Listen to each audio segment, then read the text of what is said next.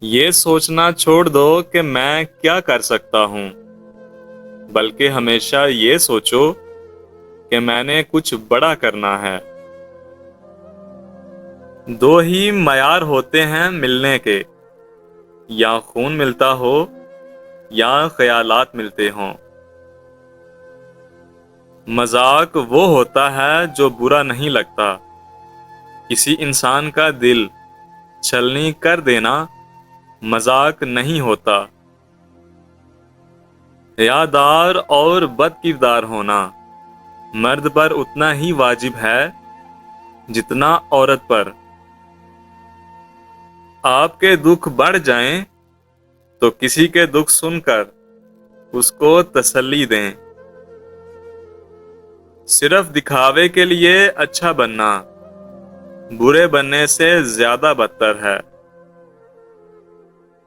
بد نیت شخص اپنے مقصد میں کبھی کامیاب نہیں ہوتا۔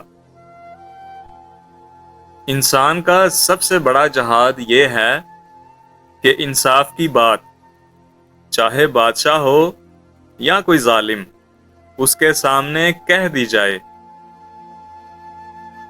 کسی انسان کا دل کبھی نہ دکھاؤ، اس کا ایک آنسو تمہارے لیے سزا بن سکتا ہے۔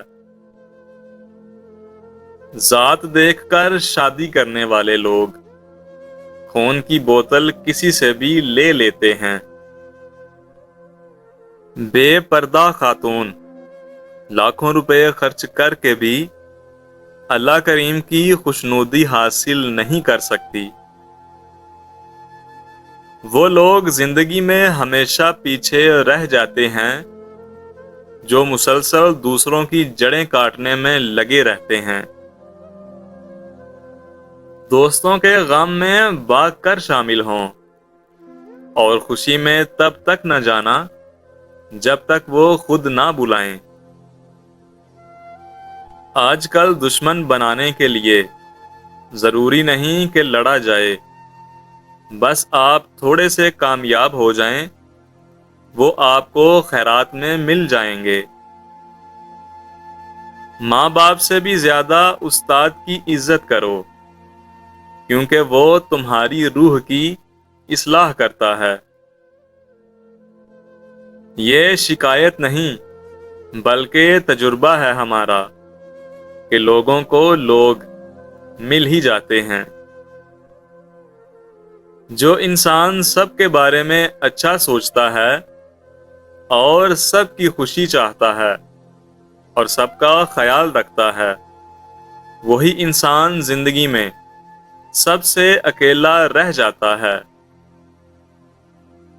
بہت قیمتی ہوتے ہیں وہ دکھ جو آپ کو جائے نماز تک لے جائیں۔ آزمائش انسان کا حوصلہ بلند کرنے کے لیے آتی ہے۔ صبر و برداشت کرنے والوں کا اللہ کریم ضرور ساتھ دیتا ہے۔ رات کو بار بار آنکھ کھلے تو یہ اس چیز کی نشانی ہے کہ بہت جلد تمہیں کامیابی ملنے والی ہے اور تمہاری قسمت کھلنے والی ہے۔ اللہ کریم کے رازق ہونے پر یقین رکھو۔ جس نے ماں کی گود میں اور بچپن میں روزی دی، وہی آخر تک بھی دے گا۔ جس کی کامیابی کو لوگ روک نہیں پاتے، اس کو لوگ بدنام کرنا شروع کر دیتے ہیں۔